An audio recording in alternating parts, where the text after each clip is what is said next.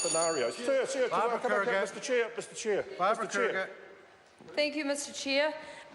For those who are currently reflecting on the events of today, which will end up being historic, I've just actually spent the dinner break at Tātarakiki, the children of Parihaka, at the invitation of Marama Fox, and I've spent that time with my youth MP, Leah Bell, and it does put things in perspective. So it's a pleasure to stand here tonight and be in this committee stage of the Compensation for Live Organ Donors Bill.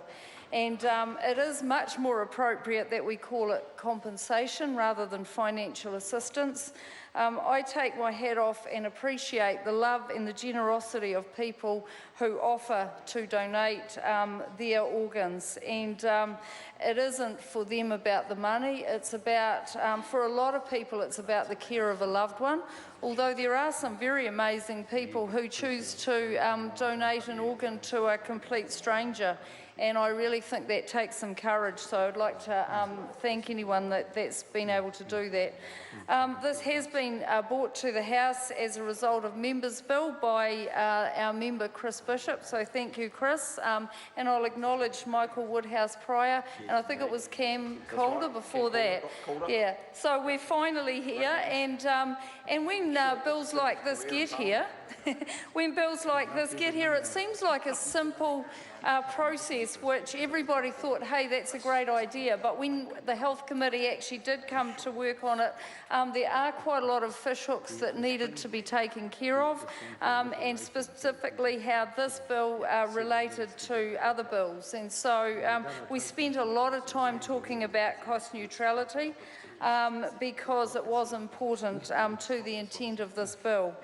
So this bill is not going to be a silver bullet, but it is a significant change to how we encourage organ donations. So a lot of people have had donations from victims of car accidents, and as we know, there's a lot of people who have offered to do that. They put that on their driver's licence, or they intend their wishes, and then for whatever reason, when the time comes, the family decides that it's something they can't go through with. So we've heard from previous speakers tonight that there is more to be done in this area, and it is important that at some stage in the future we look at that further.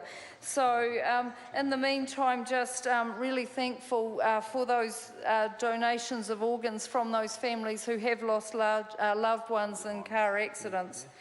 So a lot of what we talked about was what was a fair and reasonable compensation, and that's how we came to the 100% of the income, because for some people, they really dearly wanted to do this but didn't have the financial capability to be able to do it.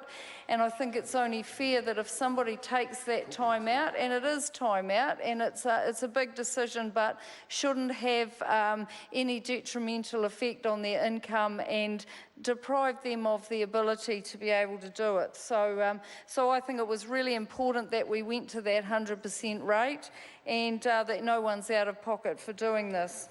We also made an effort to future-proof this piece of legislation, because as we know now, most of us really talk about kidneys as the main one, but as science and technology and medical advances progress, we are going to find other organs which we are going to be able to transplant, and we don't want to be back in the House doing another piece of legislation every time we have an advance in medical technology. So this is future-proofed.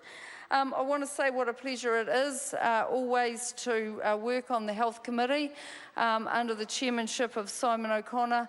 It is a committee that works extremely well together, and as we've worked through this bill, which has had its frustrations in terms of taking a little bit more time than we originally thought it was going to, I think we've worked away to get this into a really good state, and it's been a pleasure to be part of it.